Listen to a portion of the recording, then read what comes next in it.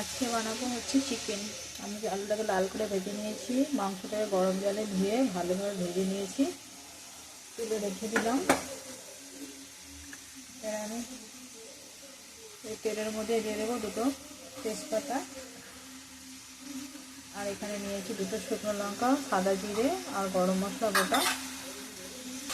এখানে সব কেটে নিয়েছি, 6টা পেঁয়াজ নিয়েছি, অনেকগুলো কাঁচা লঙ্কা, রসুনটাকে সেদ্ধ করে নিয়েছি, অল্প একটু আদা নিয়েছি, আর এখানে আছে বিট।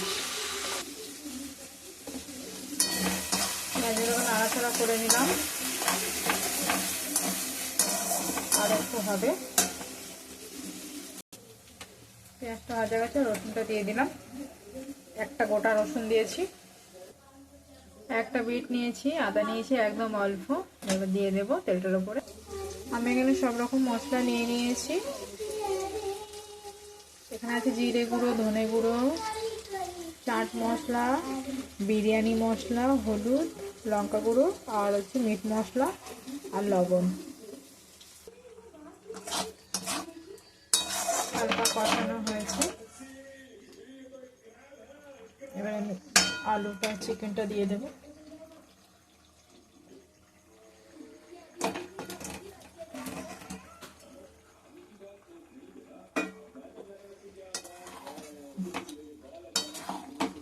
একটু ভালোভাবে মিক্স করে নেব।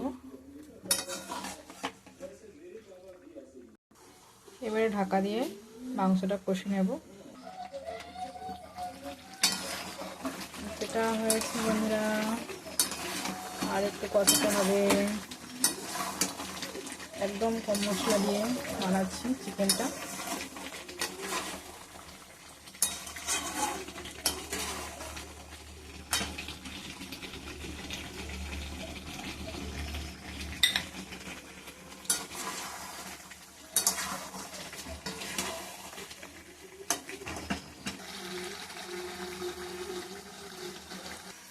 তিন কাপ মতন জল অ্যাড করলাম।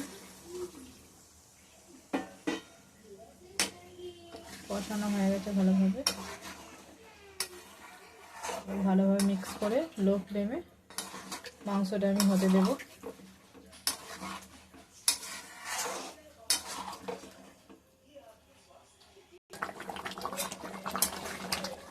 কমপ্লিট হয়ে গেছে, এবারে নামিয়ে নেব।